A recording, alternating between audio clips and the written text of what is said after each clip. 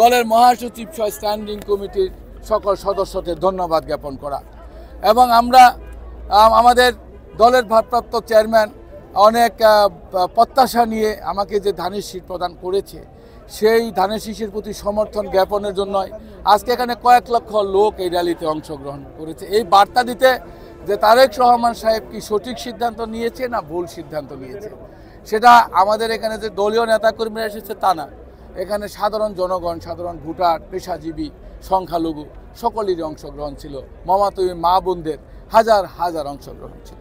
আমাদের একটা বড় প্রত্যাশা যে আমাদের মা সকলের দোয়ায় সুস্থ হয়ে উঠবেন, সকলের দোয়ায় তারেক রহমান সাহেব দেশে ফিরে এই নির্বাচনের নেতৃত্ব দিবেন এবং দেশবাসী আল্লাহ পাকের ইচ্ছায় তাকে নির্বাচিত করে প্রধানমন্ত্রীর চেয়ারে অধিষ্ঠিত করবেন এবং গাজীপুরের এক আসন সেই সরকার গঠনের একটা গুরুত্বপূর্ণ ভূমিকা রাখবে। আজকের এই র্যালি মূলত সেই বার্তাই দিয়েছে এবং সেটা দিতে কালিয়াকুর এক আসনের 4,75,000 পক্ষ থেকে কয়েক লক্ষ ভোটার সে বার্তা দিতে সক্ষম হয়েছে। আমি অত্যন্ত সন্তুষ্ট যে এত মানুষ কষ্ট করে কষ্ট করে প্রায় 7 কিলোমিটার দীর্ঘ এই র্যালিতে অংশগ্রহণ করলো। ধন্যবাদ এবং কৃতজ্ঞতা।